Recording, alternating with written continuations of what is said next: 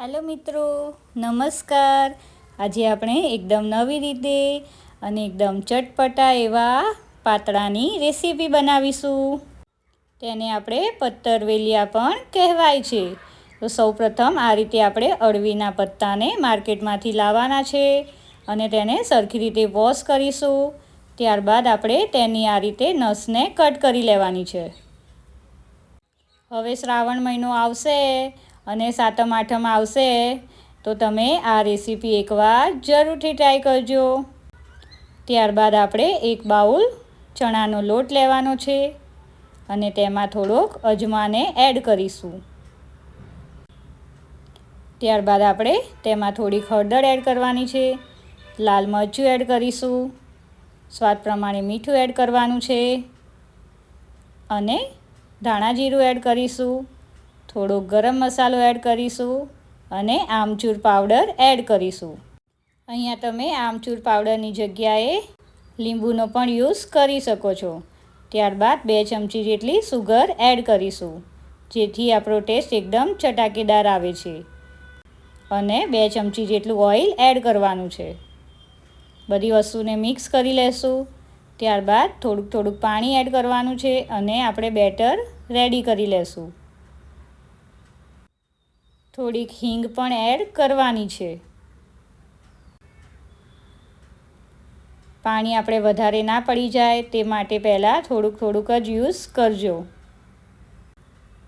આપણે અહીંયા વધારે બેટરને પતલું કરવાનું નથી, તો એ વાતનું ખાસ ધ્યાન રાખવાનું.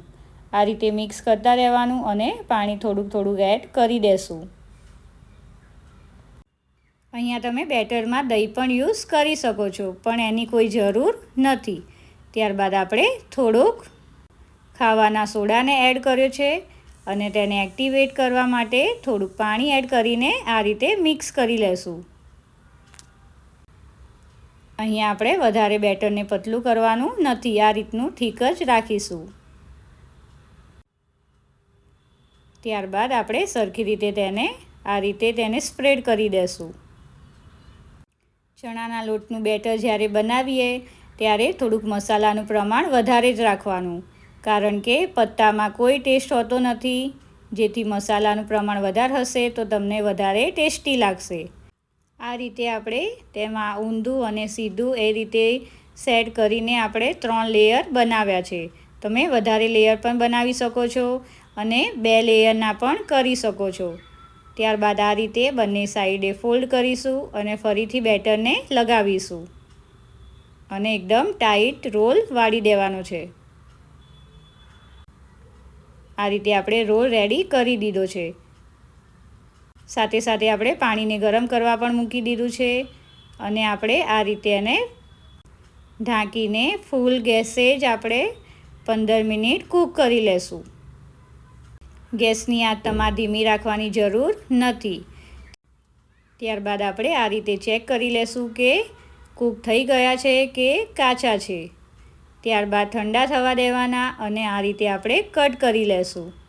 કેવા મસ્ત લેયર પડે છે, એકદમ માર્કેટમાંથી લાવ્યા હોય તેવા જ બને છે. તો એકવાર આ રીતે તો જરૂરથી બનાવજો. જો તમે એકવાર આ રીતે બનાવશો તો બહારથી લાવવાનું તો 100% બંધ જ કરી દેશો. અને હોઈ શકે તો તમે દહીંની જગ્યાએ આમચૂર પાવડરનો યુઝ જરૂરથી કરજો. એનાથી ટેસ્ટ એકદમ ચટાકેદાર આવે છે. ત્યારબાદ આપણે 3 થી 4 ટેબલસ્પૂન જેટલું ઓઇલ એડ કરીશું.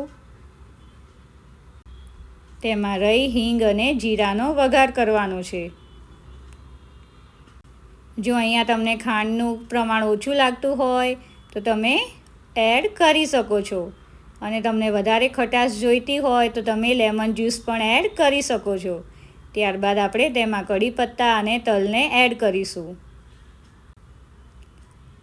ત્યારબાદ આપણે તેને મિક્સ કરી લેવાના છે. મિક્સ કરતી વખતે ધ્યાન રાખવાનું કે આપણા પત્તરવેલિયા ભાગી જાય નહીં.